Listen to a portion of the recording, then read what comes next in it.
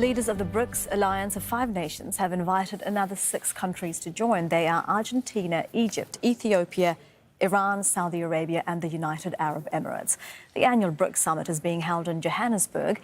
The leaders of Brazil, India, China and South Africa are there, while Russia's president is on video link from Moscow.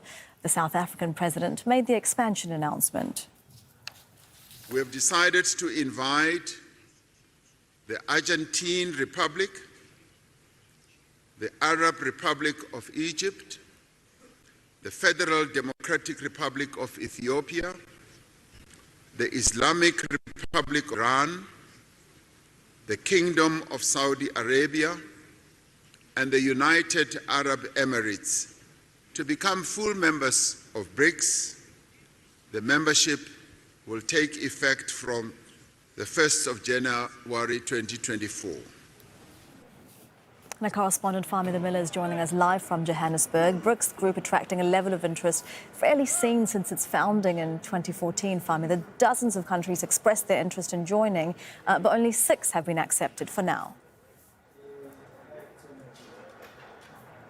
It's likely, Elizabeth, that the criteria was pretty tight in terms of who they might admit. There's been a lot of debate amongst these BRICS members around who should be admitted, when that should be done. And looking at who they've included in this admission, we see also increased representation from African countries, Ethiopia and Egypt. And South Africa has been squarely behind that, wanting African countries, the global south, to have a bigger place within this grouping. But to give us greater insight into what might have informed this decision, we're speaking to Michael Bosecue, a global affairs analyst. Now, Michael, what is likely behind the admission of these 6 new members? What is it that would have taken them into the BRICS grouping? Sure. Well, it looks like China was very, very keen to expand BRICS. In fact, the Chinese foreign ministry spokesperson said it's going to breathe new vitality into the bloc.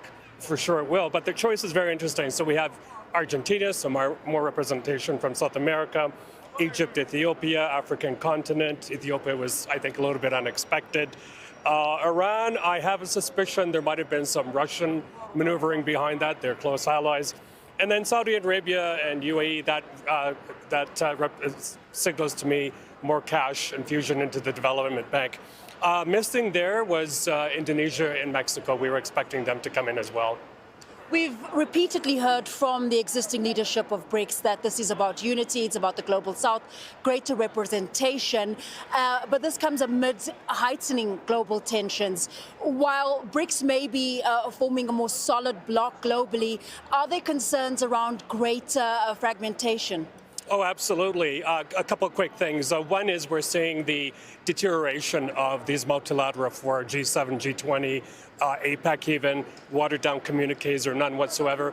At least here they managed to come out with quite a big announcement about the expansion. But when you see countries like Iran coming in, and also you listen to the rhetoric coming out of the conference, for example, from people like Mr. Lula of Brazil, a lot of talk here about not using the US dollar anymore, leveling the playing field for African countries. You see quite the fragmentation. I think, just quickly, I think it's got to the point where good luck to America trying to win back the loyalty of some of these African countries. I think a lot of them are shifting more towards this direction. Just very quickly, do these countries have enough in common for BRICS to be effective?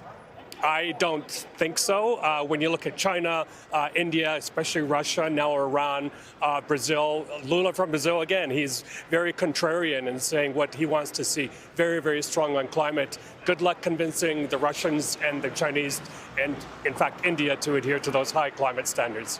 Michael, thanks very much for your time there. Speaking to Michael Bosecue, a global affairs analyst. We do know that it's taken months of discussion to get to this point, but ultimately the existing members of BRICS want to forge ahead with this multipolar world. They say a more equitable world and essentially realigning geopolitics. Fahmida, thank you for that. That is Fahmida Miller live in Johannesburg.